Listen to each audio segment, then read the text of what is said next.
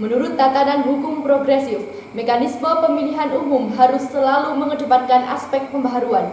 Assalamualaikum warahmatullahi wabarakatuh. Dewan Juri yang terhormat, dalam kesempatan kali ini kami akan mengemukakan argumentasi dari sudut pandang pro terkait dengan mosi Bawaslu tidak berwenang menangani pelanggaran pemilu pasca penetapan hasil pemilihan umum secara nasional.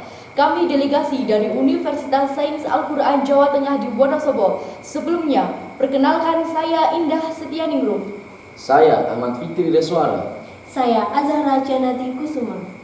Menurut John L. Esposito, demokrasi adalah suatu sistem di mana semua orang berhak berpartisipasi secara aktif dalam mengontrol kebijakan-kebijakan pemerintah. Senada dengan cita-cita yang tercantum dalam asas demokrasi, di mana kedaulatan tertinggi berada di tangan rakyat.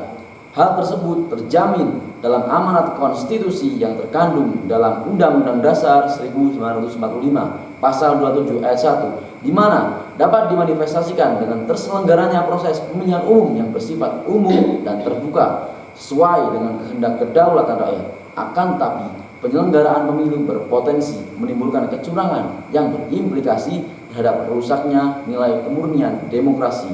Terselenggaranya pemilu membuka celah terhadap berbagai sengketa yang akan terjadi di pemilu tersebut. Sengketa pemilu dapat dibedakan menjadi dua, yaitu sengketa proses dan sengketa hasil. Untuk sengketa proses sendiri menjadi wewenang dari Bawaslu, dan untuk sengketa hasil menjadi kewenangan dari Mahkamah Konstitusi. Dewan Juri yang terhormat, jika kita melihat pada Undang-Undang Nomor 7 Tahun 2017 tentang Pemilu, pada pasal 93 huruf B tertulis Bawaslu bertugas melakukan pencegahan dan penindakan terhadap 1. Pelanggaran pemilu, 2. Sengketa proses pemilu. Maka sangat jelas bahwa Bawaslu mempunyai kewenangan mutlak terhadap sengketa proses pemilu saja. Hal senada dinyatakan pada Undang-Undang Nomor 24 Tahun 2003 tentang Mahkamah Konstitusi, bahwa MK mempunyai kewenangan, salah satunya adalah memutus perselisihan hasil pemilu.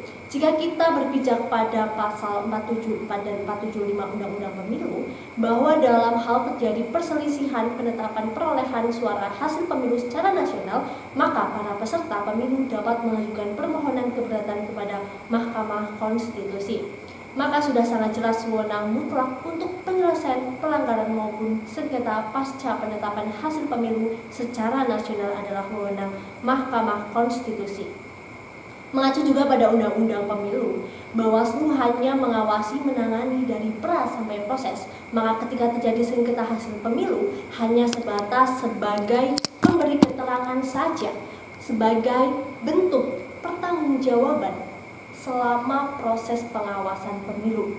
Sekali lagi, hal ini sangat jelas. Posisi Bawaslu bukan untuk menangani pelanggaran, tetapi hanya sebagai bentuk pertanggungjawaban pemberi keterangan dalam sidang perselisihan hasil pemilihan umum. Jika kita menilik dan menimbang mosi debat kita, kewenangan Bawaslu itu terbatas pasca penetapan hasil secara nasional, karena ketika KPU menetapkan perolehan suara secara nasional, maka pada saat itu proses pemilu sudah dinyatakan berhasil, bahwa setiap pelanggaran yang muncul setelah penetapan suara oleh KPU menjadi kewenangan Mahkamah Konstitusi untuk mengadili dan menangani, dan kewenangan Bawaslu hanya sebatas sebagai pemberi keterangan kepada Mahkamah Konstitusi sebagai bahan pertimbangan majelis hakim dalam mengambil keputusan. Dewan Juri yang terhormat, untuk memberikan kejelasan tentang batasan kewenangan antar lembaga yang terkait, kami sepakat agar pembenahan regulasi harus mencakup aspek 1.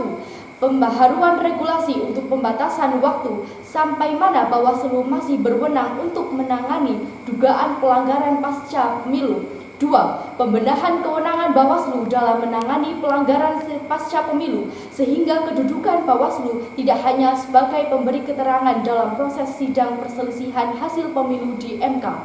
3. Pasifnya kewenangan Bawaslu pasca penetapan hasil akan berdampak pada penegakan hukum pemilu. Maka di sini perlunya penguatan kewenangan Bawaslu yang bersifat progresif dan aktif, serta pemberian kelonggaran waktu kepada Bawaslu untuk menangani dugaan pelanggaran pemilu.